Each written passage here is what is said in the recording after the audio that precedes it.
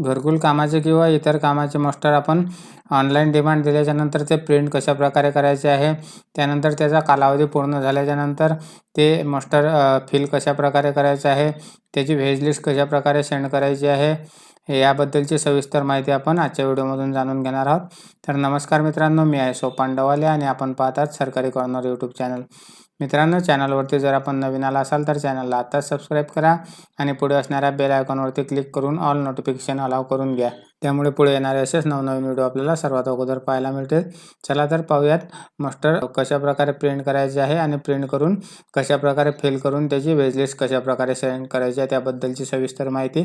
तर त्यासाठी सर्वप्रथम आपल्याला vbgrmg.dord.gov.in या ऑफिशियल वेब पोर्टलवरती यायचं आहे. या वेब पोर्टलची लिंक खाली डिस्क्रिप्शन बॉक्समध्ये देखील देण्यात आलेली आहे. त्या ठिकाणावरून हे आपण डायरेक्ट या वेब पोर्टलवरती लॉग इन करू शकता. या वेब पोर्टलवरती आल्याच्यानंतर या ठिकाणी आपल्याला अशा प्रकारे टॅब पाहायला भेटेल. त्यामधील आपल्याला लॉग इन या टॅबवरती टिक करायचं आहे आणि त्यानंतर या ठिकाणी क्विक लॉग इन या बटनावरती क्लिक करून आपल्याला या ठिकाणावरून आपलं जे राज्य आहे ते राज्य आपल्याला या ठिकाणावरून सिलेक्ट करून घ्यायचं आहे. राज्य सिलेक्ट करून झाल्यानंतर या ठिकाणावरून आपल्याला सिलेक्ट फायनान्शियल इयर असेल त्यामधील आपल्याला 2026-27 हे सिलेक्ट करून घ्यायचं आहे. त्यानंतर या ठिकाणी आपला युजर आय डी टाकून घ्यायचा आहे ग्रामपंचायतचा आणि या ठिकाणी पासवर्ड टाकून घ्यायचा आहे. त्याचप्रमाणे या ठिकाणी जो कॅप्चर कोड दाखवण्यात आलेला आहे तो जसाच्या तसा या ठिकाणी एंटर करायचा आहे आणि सबमिट या बटनावरती क्लिक करून आपलं हे ग्रामपंचायत लॉग इन ओपन करून घ्यायचं आहे. ग्रामपंचायतचं लॉग इन ओपन झाल्यानंतर या ठिकाणी आपल्याला पाहायला भेटेल ग्रामपंचायत डाटा एंट्री. यामध्ये आपल्याला अशा प्रकारे D1, D2, D3 अशा प्रकारच्या आपल्याला बटन पाहायला भेटतील. त्यामधील आपल्याला D6 या बटनावरती टिक करायचं आहे आणि त्यानंतर आपल्याला या ठिकाणी प्रिंट ई मास्टर रोल या बटनावरती क्लिक करून आपल्याला सर्वप्रथम आपण दिलेल्या डिमांडची प्रिंट काढून घ्यायची आहे. आपल्याला आपल्या APO किंवा PTO कडून अप्रूव्हल मिळाला असेल तर या ठिकाणावरून प्रिंट काढून घ्यायची आहे. त्यासाठी या ठिकाणी आपल्याला सर्च की फॉर वर्क म्हणजेच आपला जो घरकुलचा लाभार्थी असेल किंवा इतर कामाचा ज्या कामाचा आपण मास्टर डिमांड दिलेली आहे त्या कामाचा वर्ककोड या ठिकाणी टाकून घ्यायचा आहे. त्यानंतर या ठिकाणी जो सर्चचं चिन्ह दिसत आहे आपल्याला त्यावरती एकदा क्लिक करायचं आहे आणि त्यानंतर या ठिकाणावरून सिलेक्ट वर्कमध्ये जायचं आहे. या ठिकाणी आपण टाकलेला जो वर्ककोड असेल त्याला सिलेक्ट करून घ्यायचा आहे आणि त्यानंतर या ठिकाणी सिलेक्ट मास्टर रोल यावरती टिक करायचं आहे आणि या ठिकाणी आपल्याला एक नंबर दिसेल तो आपल्या मास्टरचा नंबर असेल त्यावरती आपल्याला क्लिक करायचं आहे आणि प्रोसीड या बटनावरती क्लिक करून आपल्याला हे प्रिंट काढून घ्यायचे आहे. यावरती जायचं आहे. त्यानंतर या ठिकाणी एक होम टॅब आहे, दुसरं प्रिंट. तर या ठिकाणावरून आपण हे प्रिंट करून घ्यायचं आहे किंवा खाली देखील आपल्याला या ठिकाणी प्रिंट करण्यासाठी ऑप्शन आहे. तर या ठिकाणावरूनही आपण हे मास्टर रोल आपल्याला प्रिंट करून घ्यायचं आहे. हे प्रिंट करून झाल्याच्यानंतर ऑनलाईन कशा प्रकारे करायचं आहे त्याबद्दलची माहिती आता आपण जाणून घेणार आहोत. मास्टरचा कालावधी पूर्ण झाल्याच्यानंतर आपल्याला पुन्हा एकदा D6 या टॅबवरती यायचं आहे. त्यामधील आपल्याला फिल ई मास्टर रोल हे ऑप्शन निवडायचं आहे. या ऑप्शनवरती आपल्याला क्लिक केल्याच्यानंतर या ठिकाणी आपला जो वर्ककोड असेल तो वर्ककोड पुन्हा एकदा या ठिकाणी टाकून घ्यायचा आहे. त्यानंतर या ठिकाणी या सर्च बॉक्सवरती क्लिक करायचं आहे. मास्टर फिल करण्यासाठी आपल्याला D6 या बटनावरती क्लिक करायचं आहे. त्यानंतर फिल ई मास्टर रोल यावरती आपल्याला क्लिक करायचं आहे. त्यानंतर या ठिकाणी आपला वर्ककोड टाकून घ्यायचा आहे. वर्ककोड टाकल्याच्यानंतर या ठिकाणी जो सर्च बॉक्स आहे आपल्या सर्चचं चिन्ह आहे त्या चिन्हावरती आपल्याला एकदा क्लिक करायचं आहे. त्यानंतर सिलेक्ट वर्ककोड या बटनावरती क्लिक करून आपल्याला या ठिकाणावरून हा वर्ककोड आपल्याला सिलेक्ट करून घ्यायचा आहे. त्यानंतर या ठिकाणी सिलेक्ट मास्टर रोल नंबर यावरती क्लिक करायचं आहे आणि मास्टर आपलं या ठिकाणावरून सिलेक्ट करून घ्यायचं आहे. या ठिकाणी ऑटोमॅटिक टिक लागलेलं दिसेल. याला आपल्याला काहीच नाही करायचं आहे. डायरेक्ट आपल्याला सेव्ह या बटनावरती क्लिक करून आपलं मास्टर रोल हे सेव्ह करून घ्यायचं आहे. या ठिकाणावरून master roll has been saved successfully. तर या बटनाला ओके करायचं आहे. त्यानंतर आपल्याला पुन्हा होम या टॅबवरती जायचं आहे. यामधील D6 हे ऑप्शन निवडून घ्यायचं आहे. त्यानंतर आपल्याला खाली यायचं आहे आणि या ठिकाणी आपल्याला एक ऑप्शन पाहायला भेटेल मास्टर रोल पेमेंट ओनली.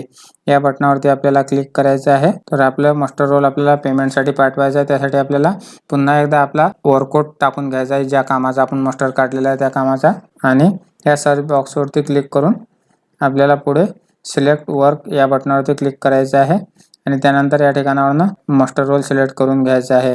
त्यानंतर या ठिकाणी आपल्याला आपलं मास्टर रोल या ठिकाणी ओपन झालेलं दिसेल.